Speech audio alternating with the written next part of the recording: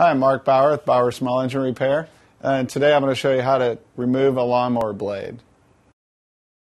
On a Briggs & Stratton Quantum engine, which is what most lawnmowers have, or Tecumseh with the LEV engine, you can tilt the engine with the dipstick down. Hondas, you just don't ever want to tilt it with the air filter down. On a Briggs & Stratton with a foam air filter, you have to tilt it with the air filter down, and that's an exception. You drain the gas out, you tilt it with the air filter down. That would be called a Quattro Briggs.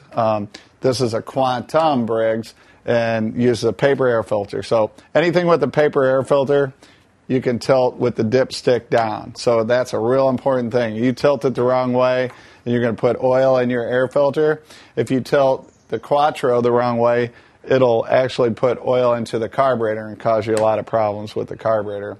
Then the carburetor will have to be taken apart and cleaned.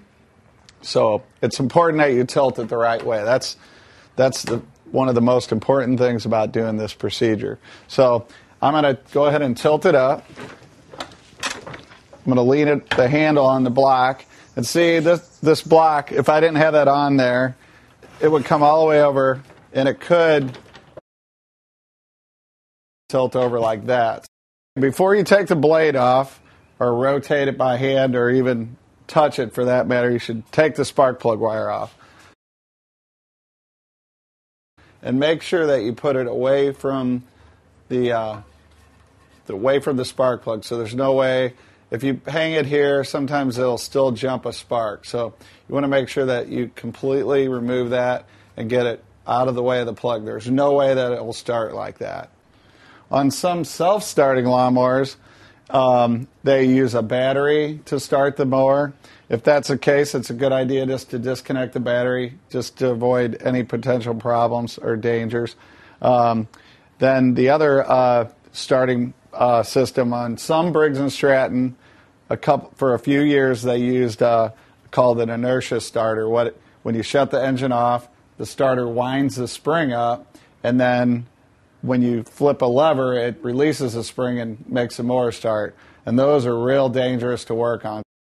You don't have to have welding gloves, but this is what I use to sharpen blades, and also if I'm going to remove a blade by hand, I use them. You're going to loosen to the left. So you want to clamp whatever you're using. You want that to be really tight. That blade can't go past there. It stops it.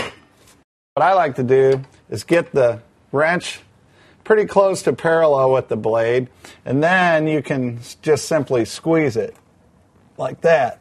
And they're going to be on there tight, so you want to just be careful. Now once you're to this side, just watch it so you just never want to put yourself in a position where you're pulling it and your knuckles are going to hit this blade, even with gloves on. Once you get it broke loose, you can take a socket and just enable you to unscrew that easier. Once you get it broke loose, too, you can take your gloves off if you'd like. Gives you a little bit better grip on things. Unscrew that. A little bit of grass there. Okay, so that's how you remove a lawnmower blade.